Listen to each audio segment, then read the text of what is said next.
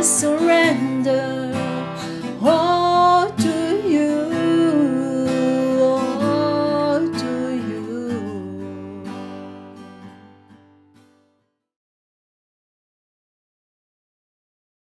Bonjour frères et sœurs, je suis content de vous retrouver ce matin. Avant de démarrer ce moment de louange, je voudrais vous lire un psaume. C'est le psaume 84, versets 11 à 13. Mieux vaut un jour dans tes parvis que 1000 ailleurs. Je préfère me tenir sur le seuil de la maison de mon Dieu plutôt que d'habiter sous les tentes de la méchanceté. Car l'Éternel Dieu est le soleil et un bouclier. L'Éternel donne la grâce et la gloire. Il ne refuse aucun bien à ceux qui marchent dans l'intégrité. Éternel des armées, heureux l'homme qui se confie en toi.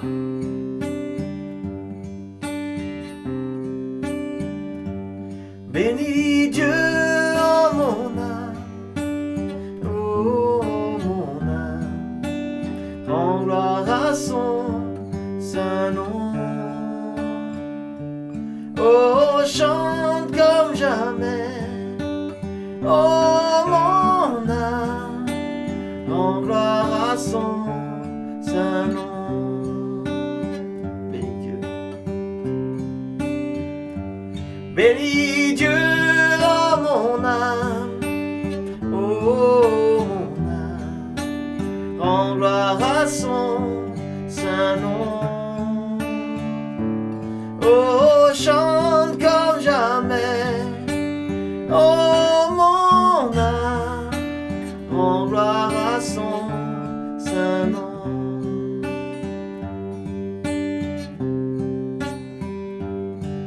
Voici l'aurore, l'aube d'un nouveau jour. Pour toi un chant doit s'élever devant ce qui m'attend et ce qui pourrait arriver. Qu'à la fin du jour je te chante encore.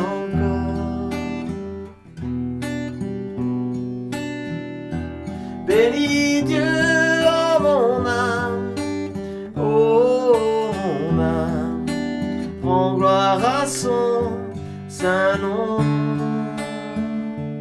Oh, chante comme jamais, oh mon âme, rends gloire à son saint nom.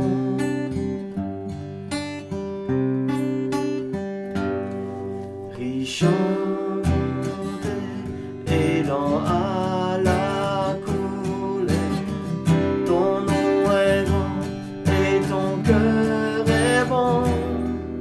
Je ne cesserai de chanter tes bontés.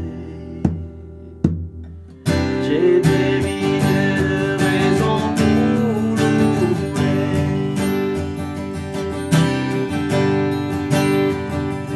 Bénis Dieu, oh mon âme, oh mon âme, rends gloire à son saint nom.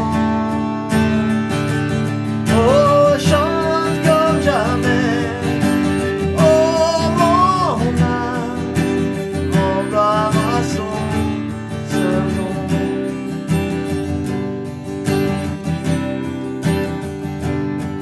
Un jour viendra, je n'aurai plus de voix. Mon heure venue, la fin sonnera. Pourtant mon âme chantera et louons. Pendant des milliers d'années, oui, sans fin.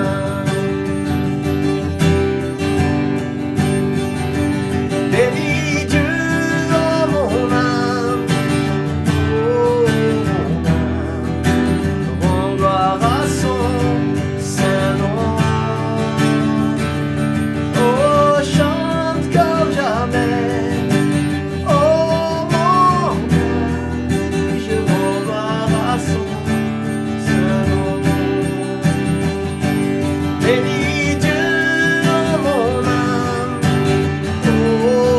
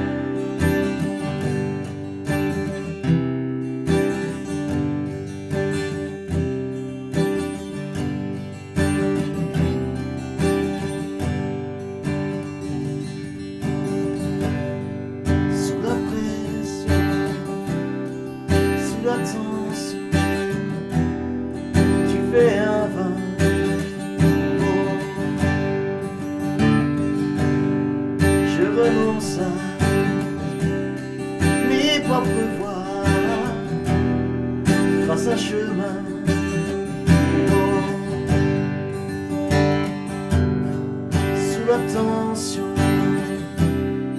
sous la pression, fais un vin nouveau. Je renonce à mes propres voies, trace un chemin nouveau. Alors je m'abandonne entre tes tendres mains. Quand j'ai confiance en toi, je n'ai rien à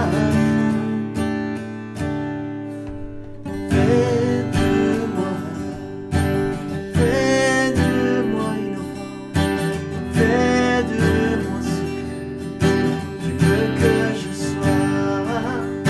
Je n'ai rien à offrir. Jésus, tu m'as tout donné, t'as débordé ma vie, c'est un nouveau. T'as débordé ma vie, c'est un nouveau. T'as débordé ma vie, c'est un nouveau. Quand le vin est nouveau, la puissance est nouvelle. Il y a la liberté, et le royaume est là. Je mets tes anciennes flammes, un peu nouveau en moi.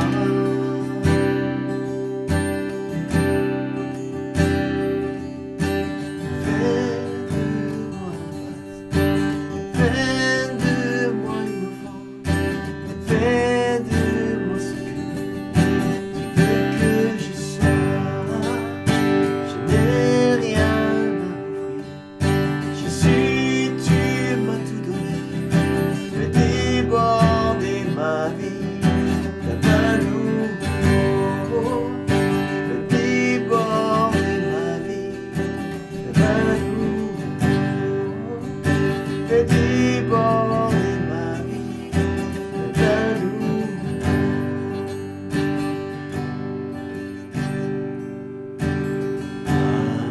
Alléluia,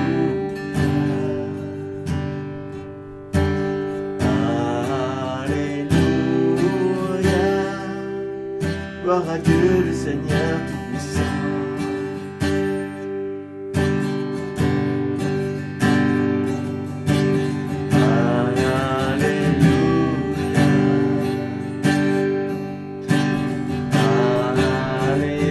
Alléluia, gloire à Dieu le Seigneur Tout-Puissant.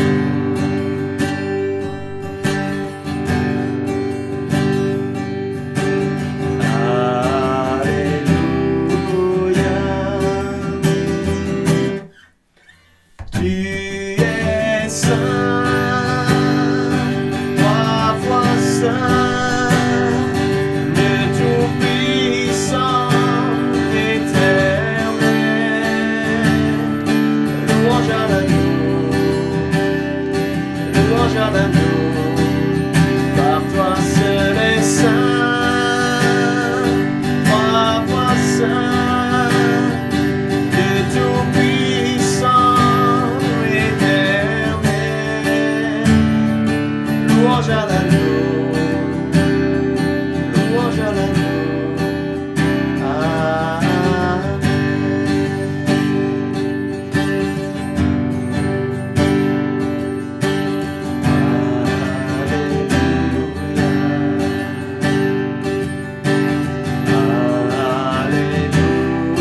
Alléluia, gloire à Dieu le Seigneur Tout-Puissant.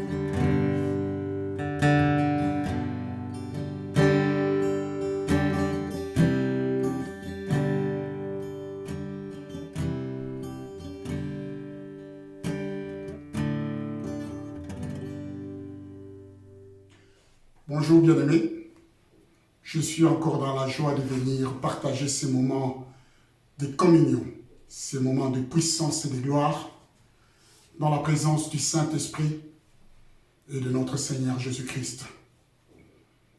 Je sais que nous traversons toujours cette période de confinement. Aussi, je sais que, encore une fois, c'est une attitude qui amène les gens à stresser.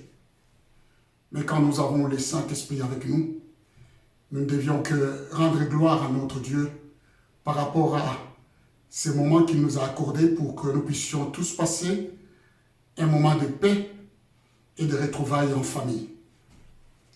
Il arrive des fois que beaucoup de gens aussi continuent à se poser des questions. Mais avant que nous puissions partager la réflexion de ce matin, j'aimerais nous inviter à pouvoir vraiment s'abonner, pas seulement à suivre l'exhortation que je vais donner, mais aussi inviter d'autres personnes à s'abonner parce que nous avons besoin d'atteindre cet objectif de 1000 abonnés afin que nous puissions partager ces moments de communion en direct avec vous. Il nous manque beaucoup, ne cliquez pas seulement, mais abonnez-vous et passez le mot à tous les enfants de Dieu de la même vigne du Seigneur afin que nous puissions atteindre cet objectif. Alors je disais tout à l'heure, je suis dans la joie. Cette joie, je crois qu'elle est partagée avec vous qui nous suivez, aussi qui partagez cette connaissance. Encore une fois, ces temps de communion avec des autres personnes qui ont besoin d'entendre la parole de Dieu en ces temps de confinement. Il y a eu beaucoup de personnes qui m'ont posé des questions autour de moi, aussi dans mon lieu de travail, qui ont défini ces temps et ces moments que nous traversons comme étant les moments où est défini comme ici, c'était la colère de Dieu. Alors, il y a aussi peut-être des chrétiens qui se posent des questions. Est-ce que ces moments est défini comme étant la colère de Dieu ou comment? J'aimerais que nous puissions partager et répondre aussi à cela pour nous mettre dans l'assurance. J'aimerais prendre une parole qui est citée dans le livre de 1 Thessaloniciens, chapitre 5, verset 9, où il est écrit « Car Dieu ne nous est pas destiné à la colère, mais à l'acquisition du salut par notre Seigneur Jésus-Christ. » Je réponds, car Dieu ne nous a pas destinés à la colère, mais à l'acquisition du salut par notre Seigneur Jésus-Christ. 1 Thessaloniciens, chapitre 5, verset 9. En ce qui concerne le sujet de la colère, la parole de Dieu est claire. Notre destin n'est pas de subir la colère de Dieu, mais d'obtenir sa grâce. Il n'est pas dit dans ces versets que les croyants seront gardés de toute épreuve. Toute épreuve que nous subissons n'est pas non plus synonyme de la colère de Dieu. Si nous étudions de près le mot colère, en grec orge, synonyme de courroux, emportement, fureur, irritation, rage ou être en rogne. La colère est définie dans son sens du terme comme étant un violent mécontentement accompagné d'agressivité. Pour les parents qui se mettent en colère à cause de bêtises des enfants, cette colère peut se manifester par une punition. Je disais tout à l'heure, la Bible dit que nous avons l'assurance que toutes les épreuves ne sont pas forcément la manifestation de la colère de Dieu. Seulement, il est écrit, ne prends pas à la légère la correction du Seigneur et ne te décourage pas lorsqu'il te reprend. Est-ce que cette manifestation de cette crise mondiale est vraiment quelque chose que Dieu veut nous montrer? Ça, c'est la question que nous devons nous poser. Et j'avais répondu à cela. Si cela vient des hommes, la réponse viendra des hommes. Mais seulement, malgré cette situation que le monde traverse, où nous, les chrétiens, nous traversons, le Seigneur nous dit, ne te décourage pas lorsqu'il te reprend. Peut-être cette circonstance est une façon que Dieu répond les hommes. Et aussi, ces versets de Hébreux chapitre 12, versets 5 à 6, nous révèlent un grand secret. Il nous met sur une piste. Il nous montre une puissance, des fois que nous ignorons. Une attitude à adopter quand les épreuves nous arrivent. Et cette attitude, c'est le courage. Nous savons combien Dieu, encore une fois, a accompagné le ministère de Josué, comme il est écrit dans le chapitre 1, ou dans Deutéronome chapitre 33, verset 7, et le verset 23, lorsqu'il voyait les sentiments de découragement envahir le cœur de son serviteur, le Seigneur était là pour le fortifier en lui disant « Fortifie-toi et prends courage ». Le courage est une chose qu'il faut aller chercher quand nous sommes envahis par le découragement, la déception, le stress.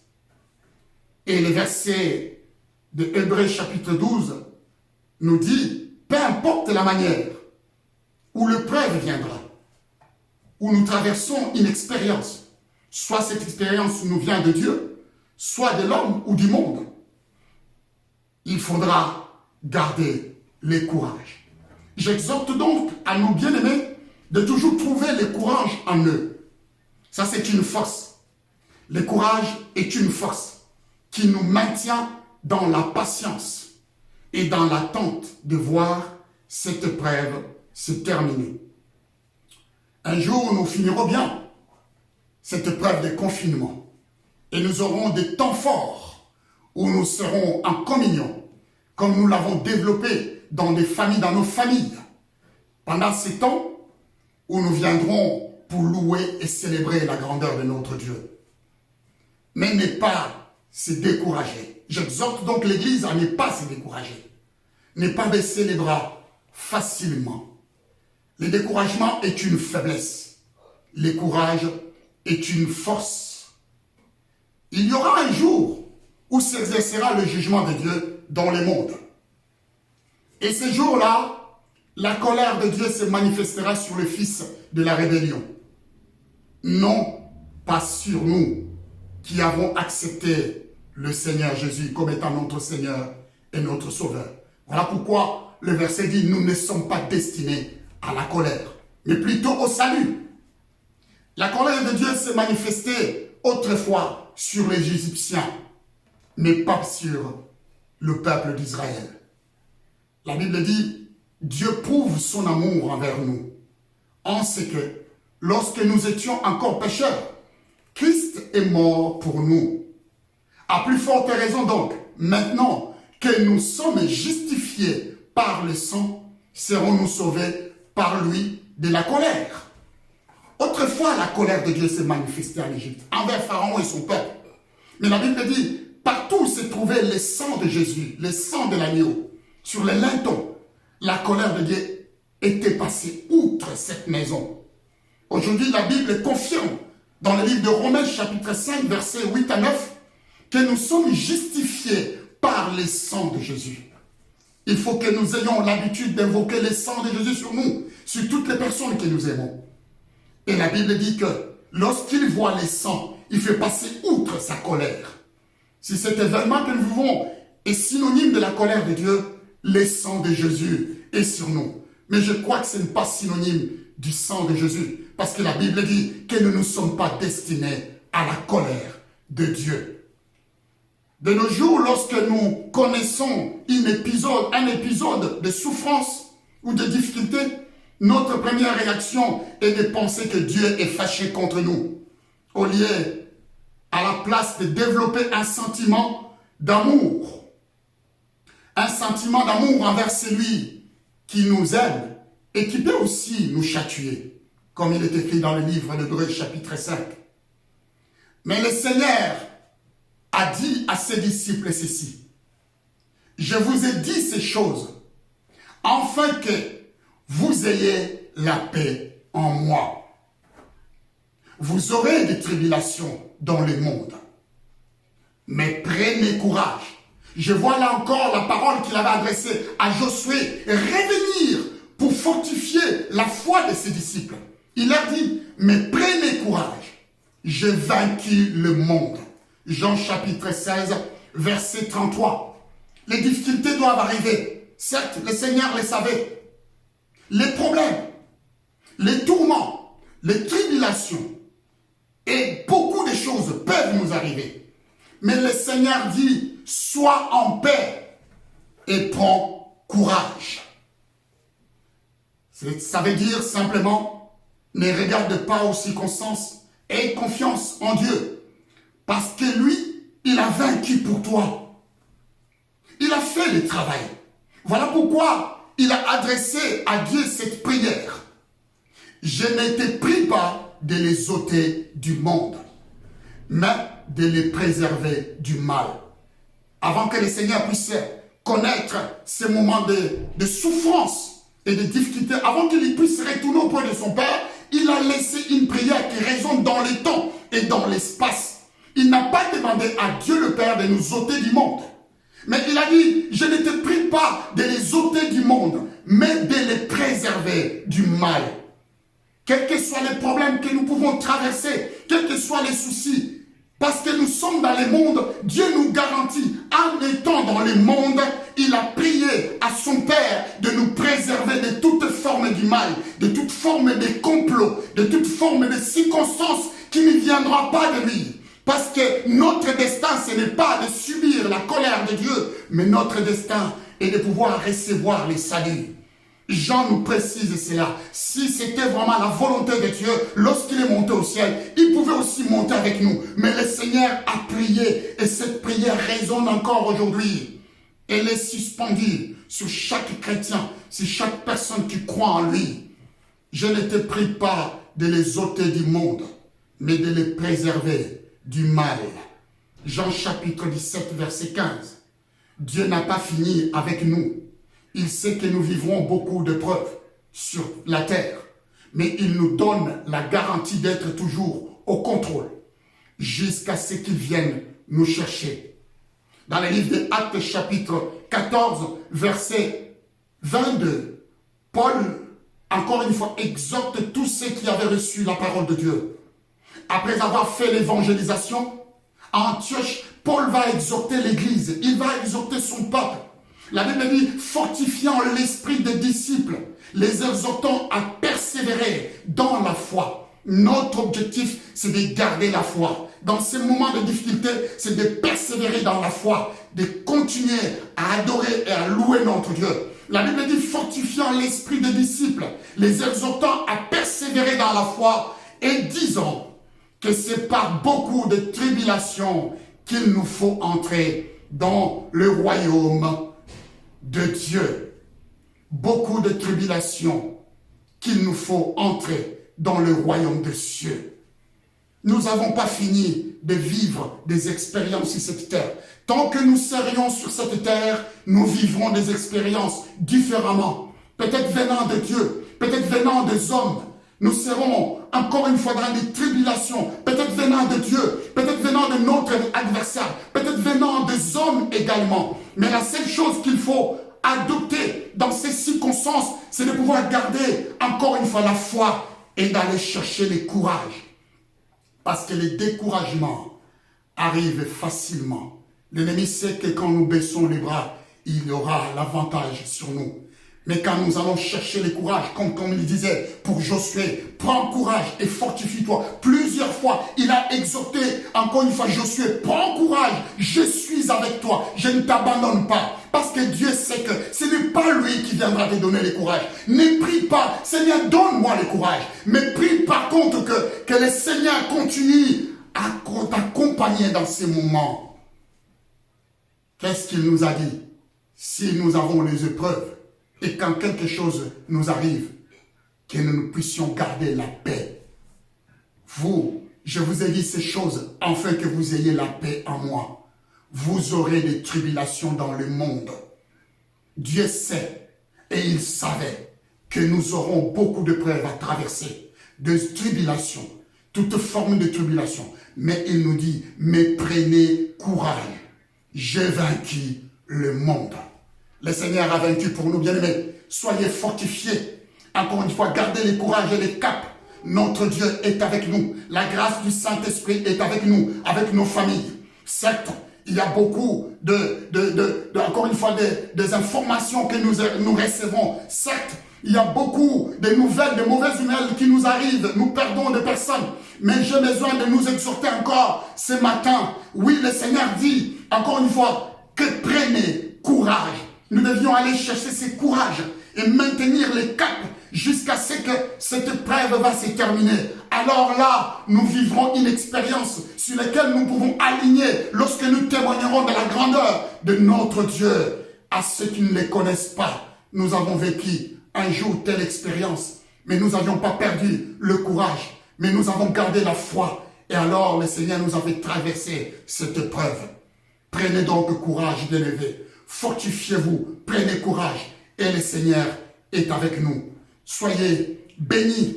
Encore une fois, j'aimerais vraiment nous rappeler de nous abonner parce que notre objectif, c'est de pouvoir atteindre 1000 abonnés afin que nous puissions partager ce moment de communion en direct avec vous. Alors ne cliquez pas seulement, mais abonnez-vous. Invitez aussi d'autres personnes à s'abonner sur cette chaîne afin que nous ayons, encore une fois, nous atteignions ce nombre d'abonnés pour que nous ayons des moments de communion ensemble en direct avec vous. Que la grâce de Dieu soit sur vos familles. Que l'amour du Tout-Puissant puisse vous garder. Que la communion du Saint-Esprit puisse être déversée sur chacun et chacune de vous. Soyez tous bénis dans le nom de Jésus. Amen.